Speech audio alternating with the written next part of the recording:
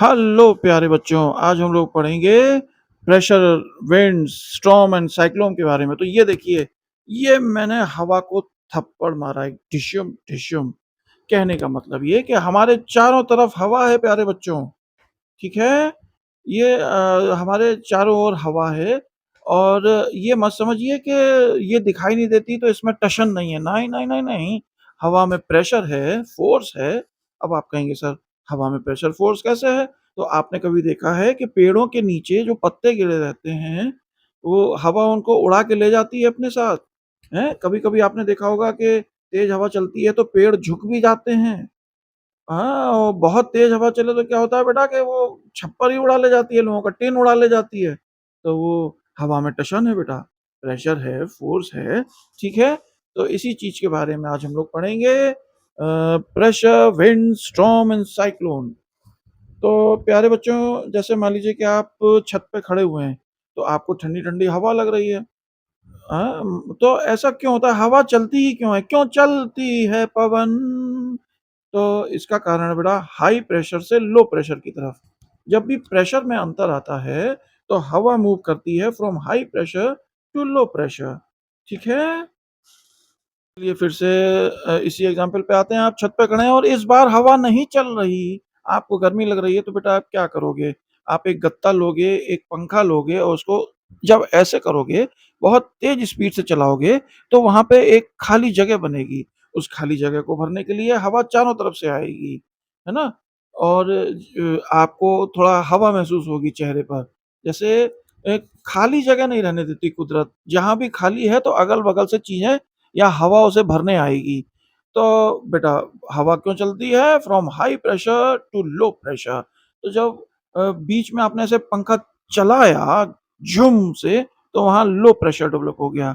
इसलिए आपके चेहरे पे हवा लगी। ये अब समझते हैं प्रेशर और फ़ोर्स का क्या रिश्ता है। प्रेशर होता है बेटा फ़ोर्स पर यूनिट एरिया, ठीक है? अब ये समझ लीजिए कि जैसे मान लीजिए कि हमें इस आलू को इस चाकू से काटना है, तो हमने पहले ब्लंट हिस्सा लिया इसका, मोथरा हिस्सा। इससे कोशिश की, ये नहीं गया देखिए, नहीं गया, नहीं गया, नहीं गया, हैं? और फिर इसका शार्प वाला हिस्सा लिया, तो ये चला गया बेटा अंदर, हैं? ऐसा क्यों हुआ? ये तो जादू हो गया। ये इसलिए ऐसा होता है बेटा कि सरफेस एरिया कम हो गया इसका, ठीक है? तो इसका प्रेशर बढ़ गया। अब जैसे मान लीजिए ये कील है, ये कील हमने मोटे वाले हिस्से से डालने की कोशिश की इस आलू में, तो नहीं जा रही है। अब हमने इस कील का सरफेस एरिया कम कर दिया, यानी इस कील को पतला कर दिया। अब ये देखिए, अब ये अब ये कील इस आलू के अंदर चली गई। यानी कि जब सरफेस एरिया कम होता है तो प्रेशर बढ़ जाता है। ठीक है? आप हमारी बात समझे? तो ये फ़ोर्स और प्रेशर का रिलेशनशिप है।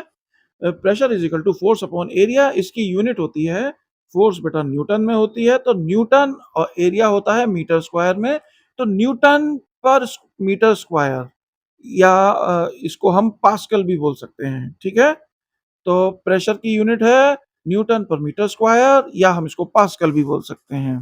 चलिए एक बहुत कॉमन एग्जांपल से समझाते हैं कि हवा में प्रेशर होता है। जैसे मान लीजिए आपके घर में साइकिल है, स्कूटर है, कार है, उसके उसके टायर में क्या भरी हुई है बेटा? हवा। और वो टायरों पे क्या अप्लाई कर रही है? प्रेशर, ठीक है? उसके अंदर हवा है और हवा का प्रेशर है। तो मान लीजिए कि उसमें टायर में छेद हो गया, तो हवा निकलेगी भड़ाक, बाहर निकल आएगी कि नहीं? क्यों? क्योंकि टायर में हवा हाई प्रेशर पे है और एटमॉस्फेरिक प्रेशर कम है, तो वो हाई प्रेशर से लो प्रेशर की तरफ हवा मूव करती है, हमने आपको बताया था। ऐसे ही गुब्बारे में होता है बेटा, गुब्बारे के अंदर हवा हाई प्रेशर पे, आपने उसमें छेद किया, भड़ाक से निकलेगी आवाज़ करती हुई। क्यों? क्योंकि वो हाई प्रेशर से लो प्रेशर की तरफ जा रही है, ठीक है? ऐसे ही बेटा पानी का भी प्रेशर होता है। मान लीजिए कि आपका 3 मंजिला मकान है और आप चाहते हैं कि आपके नल में पानी सबसे तेज़ आए, तो आप क्या करेंगे? आप पानी की टंकी को तीसरी मंजिल पर रखेंगे सबसे ऊपर। यानी कि जो पानी का प्रेशर है वो हाइट पे डिपेंड करता है। ठीक है? जितनी ज़्यादा हाइट होगी वो उतनी प्रेशर से आएगा। मान लीजिए कि हमारे पास ये एक बॉटल है, इसमें हम 3 छेद बनाते हैं, एक ऊपर, एक बीच में, एक सबसे नीचे। ठीक है? और फिर इसमें पानी भर देते हैं। तो ऊपर वाले छेद से पानी धीरे-धीरे निकलेगा। बीच वाले छेद से थोड़ा तेज निकलेगा और सबसे नीचे वाले छेद से पानी बहुत तेज निकलेगा, क्योंकि ये हाइट पे डिपेंड कर रहा है। ऊपर वाला पानी नीचे वाले पानी को दबा रहा है खूब कस के, तो फटाक से निकल रहा है। कहने का मतलब कि पानी का प्रेशर हाइट पे डिपेंड करता है प्यारे बच्चों।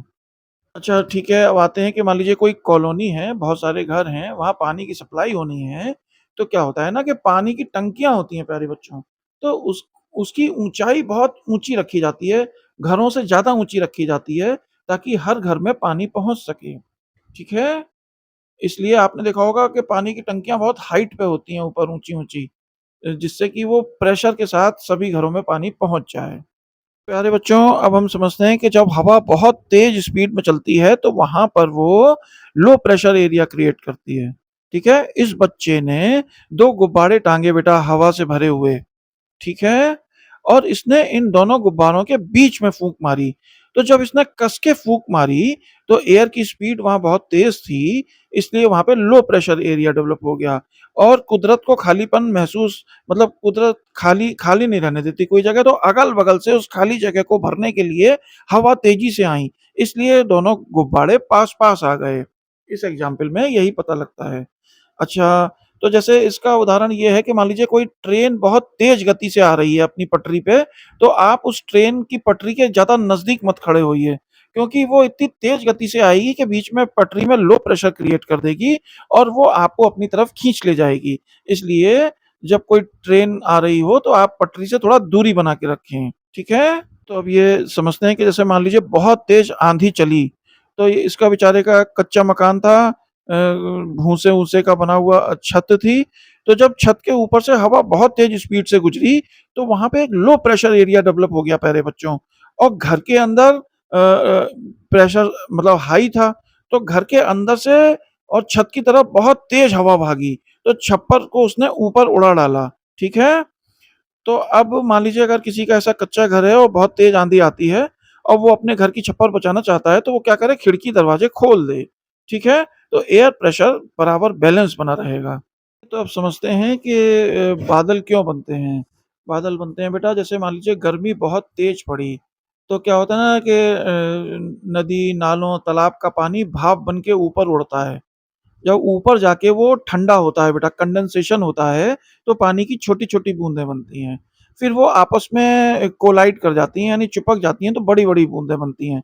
और यही फिनोमेना जब और ऊपर हाइट पे होता है, तो वहाँ पे बर्फ बन जाती है, जैसे ओले बन जाते हैं।